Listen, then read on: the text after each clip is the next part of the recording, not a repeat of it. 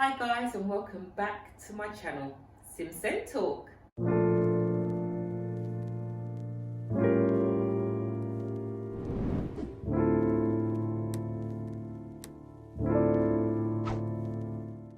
Guys, yeah, I'm looking a bit casual, aren't I? Weather's getting cold and I absolutely love like my big jumpers. It's all about keeping warm. Fashion's important, but when you're looking all like, you know, walking down the catwalk, but you've got the flu, it's just not the one. So please, please, please out there, wrap up well, wrap up well.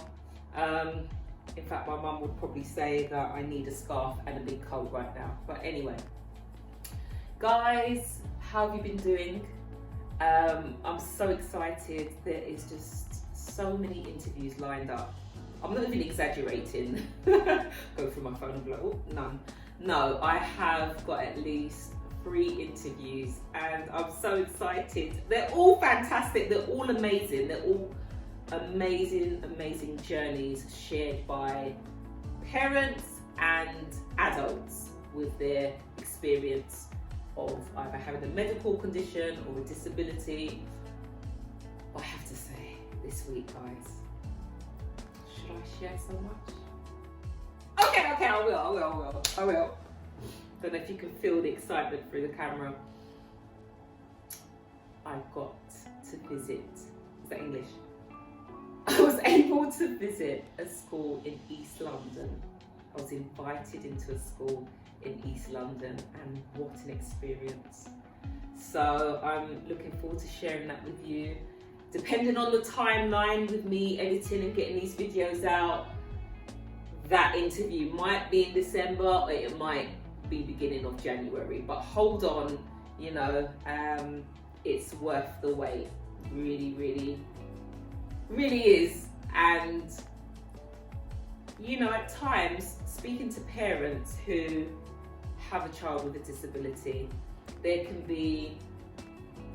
you can be torn, can't you? Because sometimes the parents I speak to, it's like the child's in a mainstream school and then there's that kind of desire to think actually a special school might be better for that young person because we feel, or we have the understanding that the teachers there might have that specific training.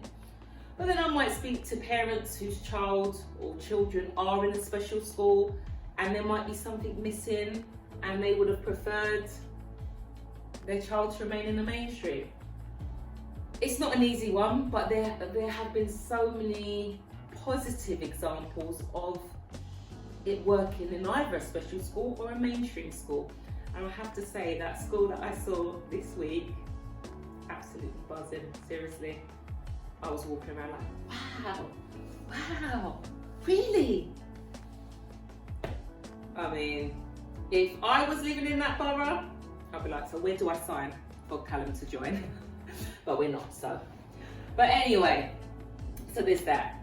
Before I forget, please hit that subscription button. I know there's some people that have been viewing my videos and you're more than welcome, but you know what, you can stay. I don't plan on going anywhere. Well, I don't think I am unless YouTube cut me. It's still a very new journey. I only started YouTube at the beginning of the year, although we are at the end of the year. But it's been amazing and I've learned so much, you know. So anyway, just thinking, have I covered everything? I think so. Just to say that some of you might have seen I'm trying to work out what the term is on YouTube. Is it reels or shorts? I think it's shorts, isn't it? One of the two. Anyway, I had 2 videos that I posted last week, and one was about the disability living allowance, which I'm going to do a separate video about that, just to give a bit more information and context about that benefit. But there was also another video where, well, how did my sister describe it? Looked like I was on the catwalk. So I might have inserted it up there. But it was basically, and listen, I know that some parents out there, some carers out there, you've been doing this for a long time. You know, you can do this, you've done this with your eyes closed. You know, you very much understand the battles that us Zen families face. You might have a teenager, you might have a young adult. I've been on this journey, let's say 6 years, maybe even 5 years, because there was a bit of a delay with certain things progressing. But as I keep going back, I say that the reason why I started this channel is because I really want to share my own experience and the experience of others for families just starting out. If you can still relate to this and have any input that you could put maybe in the description box or reach out to me, then please, that's amazing if you can still relate. But I really want to impart something to the parents starting out. So I'm not trying to be patronizing here, but I just want to share my own experience, because I would have absolutely loved for someone, or even someone in person, or someone that could point me into the right direction of a YouTube video, for example. So I've just got about 4 points. So as I said, I wasn't randomly just posting that shorts of me just wanting an excuse to dance. Okay, maybe that was part of it, but I had a lot of fun filming that. But at the same time, I might just, if it's okay with you, dissect parts of that video. So at the beginning, you may see me kind of with my sunglasses on in November. My sunglasses in November, you couldn't make it up. Okay, yeah, that's obviously posing, but anyway. So you see me start off with my sunglasses and I'm kind of turning to the camera. What I was trying to illustrate there was point 1. Dress appropriately, dress nicely. Just my opinion at the end of the day.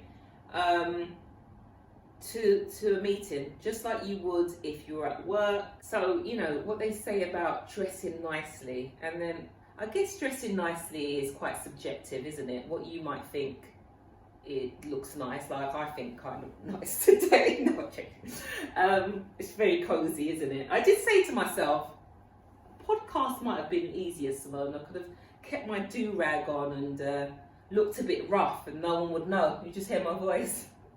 But anyway, back to my point, I digress.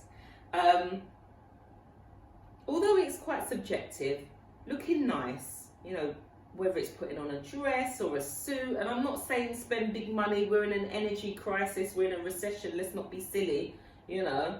But as you would if you're at work, go into a meeting, I can hear some people saying, I wear jeans. All right, okay, fair enough. But psychology, there's research out there that says actually what we wear impacts how we feel. So if we dress in a certain way, suit, dress, whatever it is, that actually has an impact on our confidence. And I really do believe it. I'm not gonna lie, you know, a lot of us work from home, and even though I'm behind a camera, we might be on Teams, we might be on Zoom, if I'm in jogging bottoms... Correction, people, I was meant to say tracksuit, of course. If I'm just in jogging bottoms, I mean, okay, let's move on. I might be like, do I really want the camera to be on? I'm not sure. But if I'm smart casual, even if it's a jumper, but a nice kind of jumper dress, you know, they don't need to be seeing, you know, that's another story. Let me just keep on track. But it does have an impact. So to me, the best thing you want, the best kind of feeling when you're approaching a meeting like that for your child, for your children, is to have that confidence, okay? confidence is a big thing. You may feel nervous, and you know what? There's nothing wrong with that. There's nothing wrong. I mentioned to someone the other day, I felt nervous about something, and their response was, but you've got this, you've got this. I was like, it doesn't have to be negative, like relax. It doesn't have to be negative. I feel like that's the body's natural response, really. As long as it's not complete, you know, fight or flight, like where's she gone? But it's normal when you as a parent are facing professionals, the school, and then people from the local authority. You might walk into a room feeling a little bit like, okay, I feel a bit, it's normal, okay? But do everything you can to feel confident. And as I said, psychology, research behind that shows that what you wear is how you feel, or how you may feel. Point 2, as I mentioned about confidence. Now, you might be really annoyed, you might be really upset. This might be your second annual review. It might not just be annual review, but let's just stick to the theme from the shorts. It might be your second, third meeting. You might have not seen progress made, whether it's by the school or whether you felt that the local authority have supported your child in whatever plan there is, in whatever outcomes there were. So you might want to storm in. What I would advise is, yes, we are parents, yes, we are carers, but be as professional as you can in that role, okay? So let's not go, I'm not saying anyone does this, but you know, let's not go in rolling our eyes or kissing our teeth. You'll be surprised. I would say you walk in, as I said, confident, calm. Whatever you need to do before that meeting to make sure your nerves are down and that you're not going to be switching at anyone across the table, you go in calm, okay? You want to be giving good eye contact as well. And sometimes when we're nervous, we don't want to be giving eye contact. You know what I mean? It's like this, you want to look everywhere but at that professional's, into their eyes, especially if you feel let down by them. So you may find that breathing techniques help beforehand. Yeah, try and do it beforehand if you can, rather than, you know, they start the meeting and you're like, yeah, it might not go down too well. But do what you have to do. If you are really feeling anxious about it, just say, look, I need to go to the toilet, is that okay? That kind of thing. And then you might have that space, you know, to do those kind of things.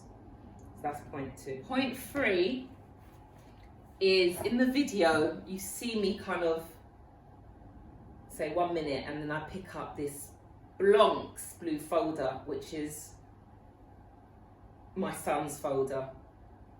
Okay, so it looked like a kind of, I remember taking that folder to tribunal with me, and because I had so much evidence to kind of present that I didn't want it all getting loose and lost and stuff, but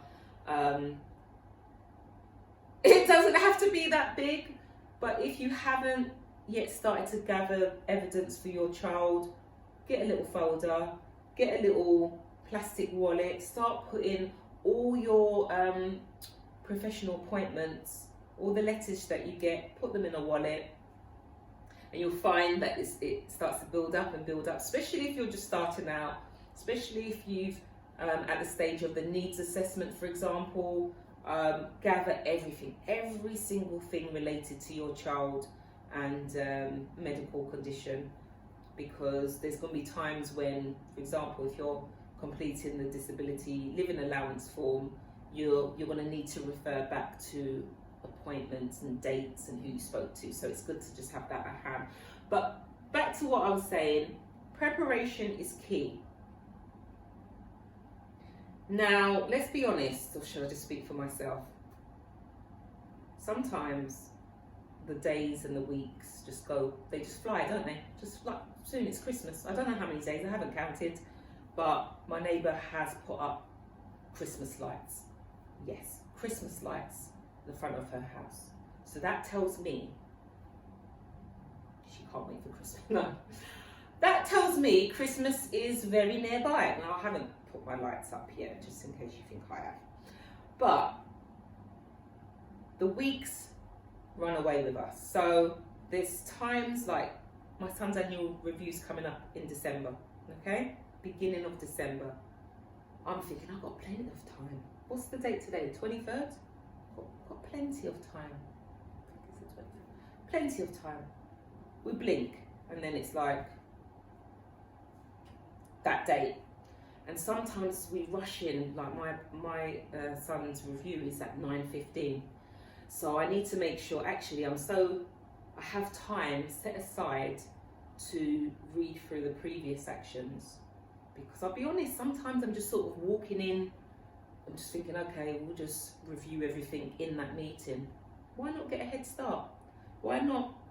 For those of you that have really good memories, you might say, actually, I do remember the points, I do remember the targets from the last review. But some of us, a whole year later, we're like, okay, yeah, I remember that the target was for him to work alongside, play alongside other young people, young children, should I say. But there might have been other targets there. So try and familiarise yourself with that paperwork. There might have been an email from the school, there might have been a hard copy sent to you. But have a look, because sometimes it could get lost in translation. And yeah, there'll be new targets, new outcomes during the meeting. But for example, and no criticism to anyone, it might be missed, might have been forgotten about, might have just left the person's mind. You could be like, oh, sorry, can I just add? A year ago, this was a target. Is it still a target? I think it should still be a target. Yeah, and then I would say the fourth point, I guess it ties in with 3 in a way, write your own minutes. If you can, and if it's something that you struggle with, a lot of the times with these meetings, the schools, the local authority are happy for you to have someone come along with you, whether it's your spouse, whether it's, I don't know, someone of support, whether it's another sort of parent liaison officer. Obviously, let the Senko or whoever's chairing that meeting be aware of it. Do you know what I mean? Just walk through the door, bang! Yeah, so basically here are my crew, just chill, yeah? I'm just messing. So, yeah, so if you kind of struggle, 9 times out of 10, the chair, the Senko, they're going to do the minutes. But have your own minutes, do you know what I mean? So that you can cross-reference after and be like, bro, where's that sentence gone? No, but you know, if it's a good minute taker, it will cover everything, you know? And, you know, make sure you summarize. Unless you can do shorthand, you might not be able to keep up with everything that's said. So try and summarize, bullet point things, and what should happen maybe days after that, or if they're really organized the next day maybe, is that they'll send you a summary of their minutes, and then you could either say, I'm happy with this, or here's mine. So that's my 4 points. And as I said, you know, back in the day, I wish I had some reference, you know, or some advice from a fellow parent a few years ahead. So take what you want from it, make it your own, but just make sure that you are happy with the outcome from the annual review or any other meeting out there to do with your child. Be honest. If there's anything you're not happy with, you share it. You know, whether you choose to share it during that meeting, so that can be part of the minutes, or whether you speak to the Senko after, or the local authority, and back it up in an email. Okay, thank you for listening. Remember, it's not a sprint, it's a marathon, and we're in this together. Take care, bye.